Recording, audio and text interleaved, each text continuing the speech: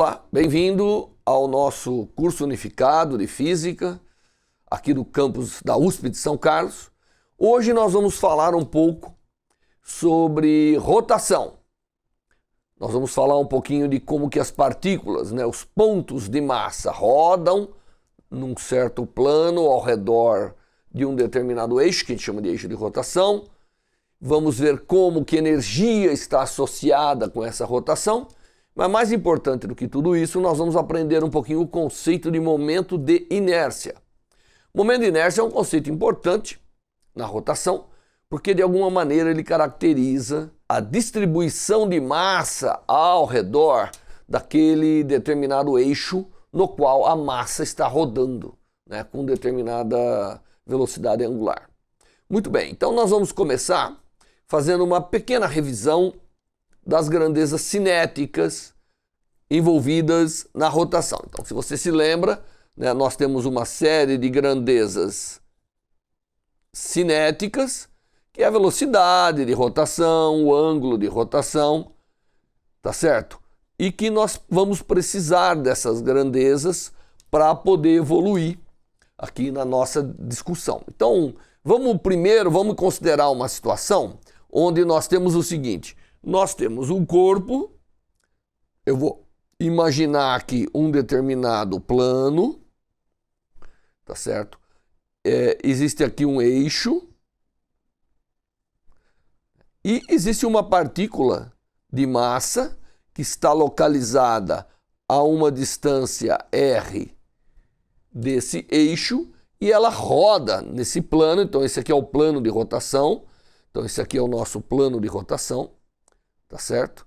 É o plano que determina a trajetória da partícula e esse sistema roda com uma velocidade ao redor do eixo de rotação. Esse aqui, portanto, é o eixo de rotação. Às vezes, a partícula determina um movimento, pode, em determinadas situações, ter variando o seu eixo de rotação. Isso é possível, o seu plano de rotação, inclusive. Mas aqui no nosso caso nós vamos imaginar que tem um plano e que a partícula roda ao redor desse plano, tá certo? Então nós temos essa situação. E se nós olharmos o deslocamento da partícula, então aqui é o chamado raio, a posição do raio. E se eu olhar um determinado, claro que essa partícula está determinando uma trajetória circular. Mas se eu olhar uma fração do deslocamento, quando essa partícula se deslocar de um determinado ângulo, que eu vou chamar de dθ, tá certo? Num determinado tempo, que eu chamei de dt, para trabalhar já com os infinitésimos, tá certo? Eu vejo que a trajetória sendo circular, embora o conceito que eu vou falar não precisa necessariamente ser só circular, R vezes dθ é o deslocamento que eu vou chamar de dl. Então nós temos uma relação entre o quanto a partícula desloca, o arco que ela desloca, tá certo? Com o raio e com o ângulo, tá certo? Essa é a relação entre elas. E isso tudo aconteceu num determinado tempo dt, que é o tempo considerado aqui. Então, o tempo dt é o tempo no qual eu observei esse deslocamento angular. Então, se eu dividir tudo por dt, o raio não está variando em primeira aproximação, então eu tenho que dl dt, que é considerada a velocidade tangencial ou linear, Isso aqui é o que nós chamamos da velocidade do objeto. Então, se ele desloca um determinado arco, então ele tem, e aqui esse arco é praticamente linear, então ele tem uma velocidade que é tangencial à trajetória em cada momento. E isso é igual ao raio da trajetória vezes o dθ, dt, que é a velocidade angular. É quanto de ângulo o corpo está andando por unidade de tempo, que normalmente nós chamamos de ômega. Enquanto a velocidade aqui é comprimento por tempo, o ômega, obviamente, é radianos por tempo. Tá certo? Então, em termos de unidade, nós temos que a velocidade é comprimento. Aqui, se eu usar isso em centímetros, isso é centímetros por segundo. Se eu usar em metro, é metro, e assim por diante. Então, ela é comprimento por tempo. A velocidade angular, ela é, obviamente, ângulo. E aqui, no caso, radianos por tempo. Tá certo? E essa relação é a relação entre a grandeza linear, que a gente chama, e a grandeza angular. Tá certo? Então, nós temos aqui uma relação entre a grandeza angular e a grandeza linear, que relaciona essas duas propriedades, vamos dizer, da cinética da rotação. Quer dizer, quando a velocidade varia o seu módulo e o ômega varia o seu módulo, então eu tenho um movimento variado, embora de rotação. Quando eles são constantes, eu tenho um movimento uniforme. Mas no caso deles variarem, então eu posso, de alguma maneira, tomar a derivada dessa relação, tá certo? E eu teria então que dv dt é igual a R, que não estamos considerando variar, de ômega dt. A variação da velocidade tangencial com o tempo é o que nós chamamos de aceleração tangencial, né? Então essa aqui, nós estamos olhando somente a variação do módulo aqui. Então essa aqui é a aceleração tangencial, porque a velocidade é tangencial aqui, nós já vamos falar disso já, é igual a R vezes uma aceleração angular, que é o quanto a velocidade de rotação está variando por unidade de tempo. Então essa é outra relação entre as grandezas, né? Aqui é o alfa, tá certo? Parecendo mais um D, mas na verdade é um alfa. Enquanto a aceleração, nós sabemos, de alguma maneira comprimento por tempo ao quadrado, a velocidade angular ela é ângulo por tempo ao quadrado.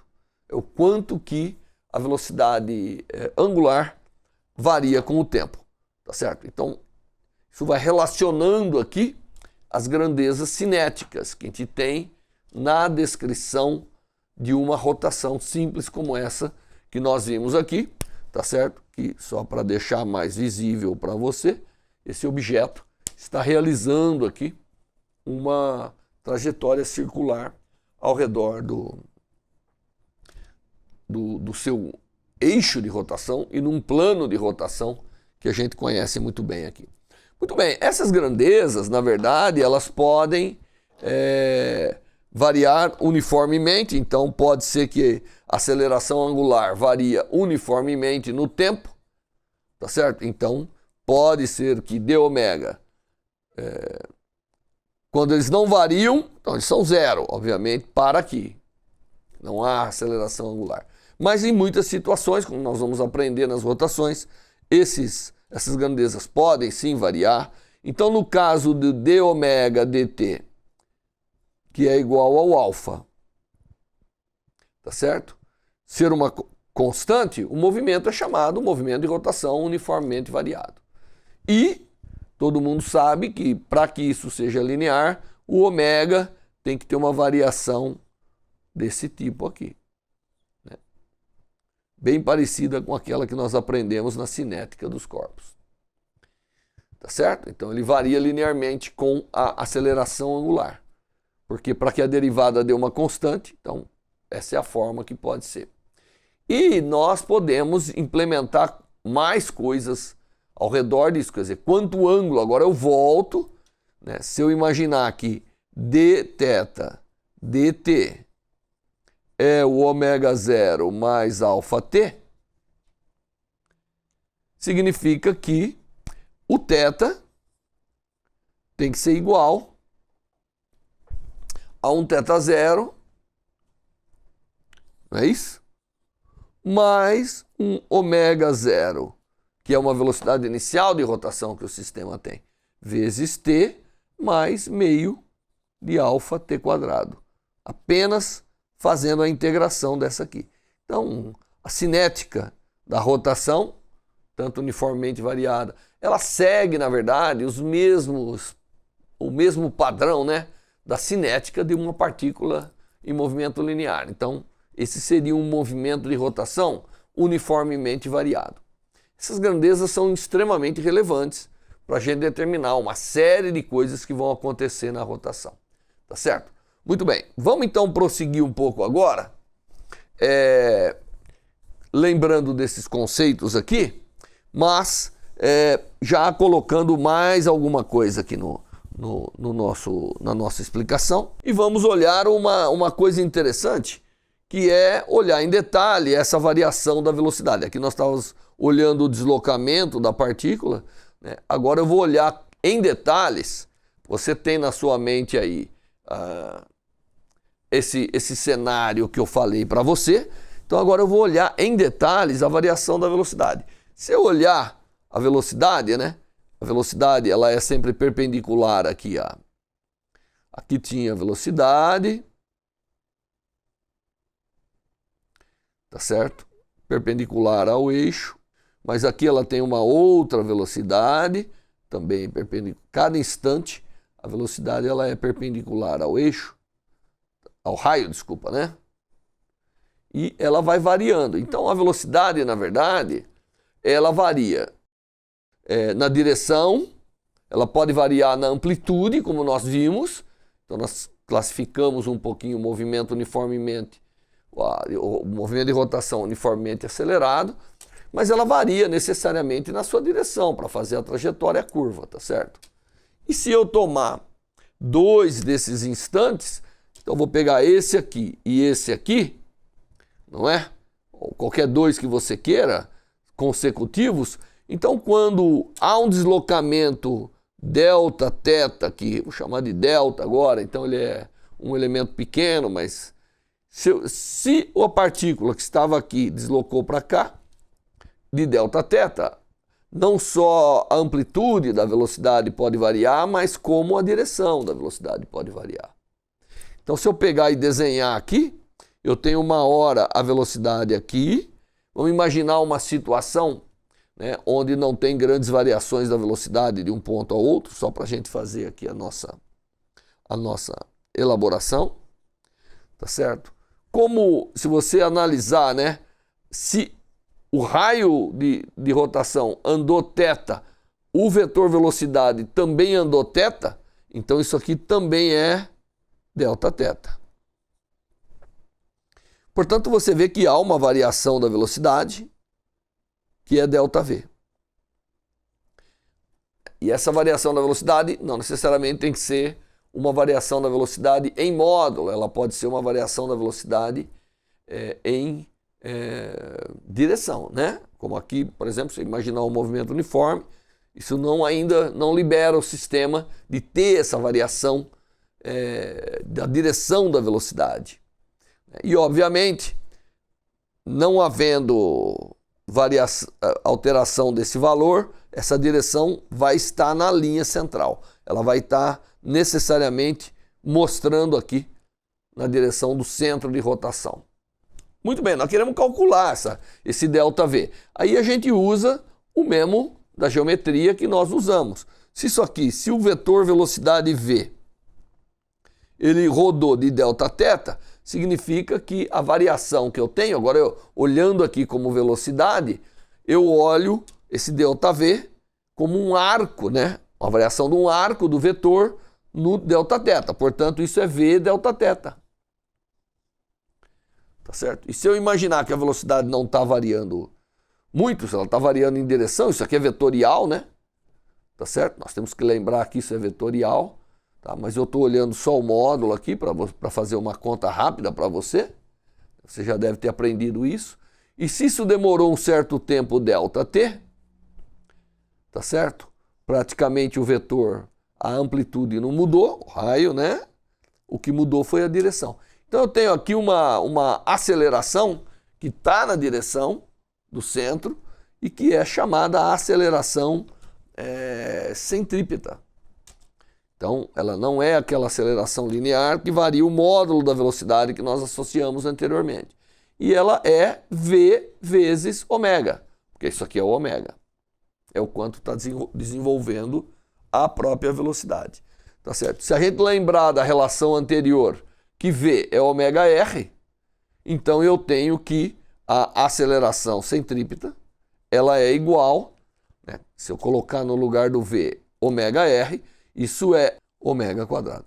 E se eu colocar no lugar do ômega V sobre R, então a mesma aceleração centrípeta é igual a V quadrado sobre R, dependendo o que eu queira. Essas são as duas relações para essa aceleração responsável pela mudança da velocidade. É a mesma aceleração, ela está voltada para o centro, então nós aqui podemos associar essa aceleração, que não é aceleração linear, né? É aceleração centrípeta. Então você vê, no processo de movimento circular, pode ter duas acelerações. Uma que é a tangencial, que muda o módulo da velocidade. Então é quando eu pego um barbantinho e vou acelerando. Eu tenho uma aceleração tangencial. Mas tenho também uma aceleração que em cada ponto é a velocidade ao quadrado dividido pelo raio, que é responsável pela mudança da direção da velocidade, que é chamada carinhosamente de aceleração centrípeta. Então, veja, nessa revisão de cinética nossa, nós temos grandezas. Alfa, que é a aceleração angular.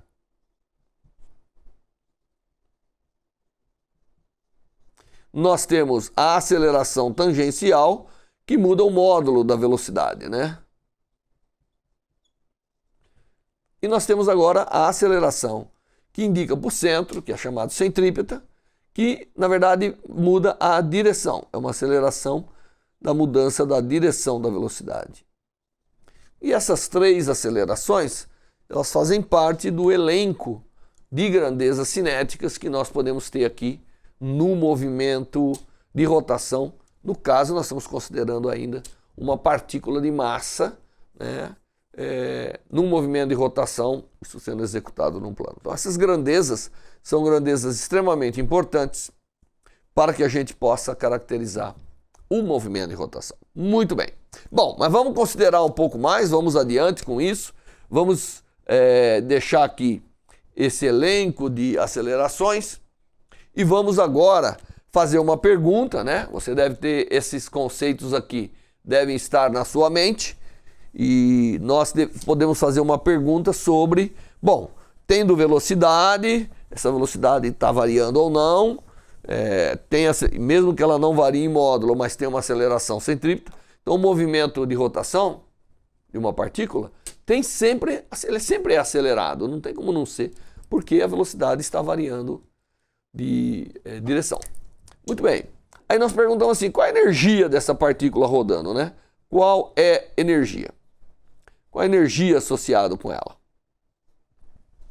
Obviamente, aqui no caso, nós estamos perguntando de energia cinética, e a energia cinética dessa partícula é meio de mv quadrado, se ela tiver uma massa m. Só que a velocidade agora está associado, mesmo no movimento de rotação uniforme, está associado com a velocidade angular. Então ela é meio de m vezes aqui como v é r ômega, então é um r quadrado ômega quadrado. Tá certo? Isso é o que nós temos. Essa grandeza mr quadrado é uma grandeza puramente geométrica, ela só depende do valor da massa e de qual é a distância da massa ao centro. Essa grandeza aqui nós chamamos de momento de inércia da partícula aqui no caso, ao redor do eixo com relação ao eixo de rotação. Momento de inércia. O momento de inércia, ele, obviamente, sempre irá, de alguma maneira, caracterizar a distribuição da partícula, dado uma certa rotação. A energia não depende mais só da massa, depende de como a massa está distribuída.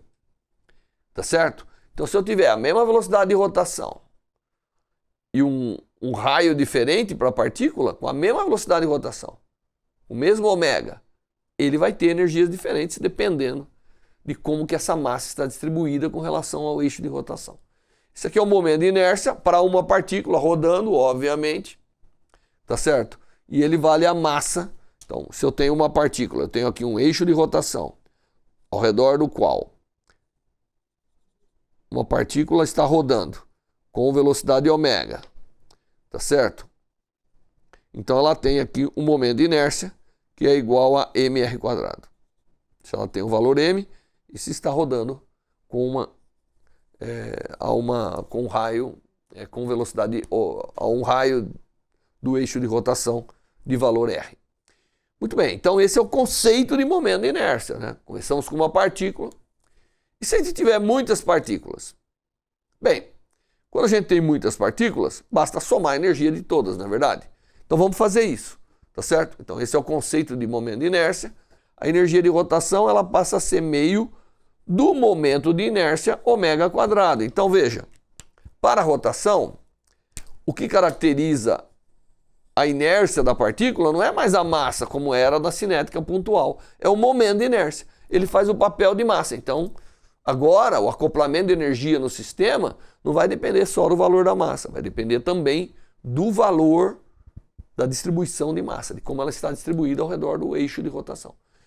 E essa expressão é bom ter na cabeça que o momento de inércia vezes ômega², como nós acabamos de deduzir, é a energia de rotação do sistema. O momento de inércia, portanto, faz o papel de massa, entre aspas, na rotação do que nós tínhamos no movimento translacional normal, quando aprendemos o conceito de inércia e tudo isso. Tá bom? Muito bem. Então, agora, com esse conceito, nós podemos calcular a energia cinética total do corpo. E se tiver mais do que uma partícula, vamos somar essas partículas. Se eu tiver um corpo rígido, vou ensinar vocês também a calcular isso. E o momento de inércia, como fica? Mesma coisa. Isso aqui é para uma massa pontual. Se tiver uma massa distribuída, ele vai ter que ser calculado. Tudo isso eu vou fazer na próxima aula, que vem logo em seguida dessa. Tchau!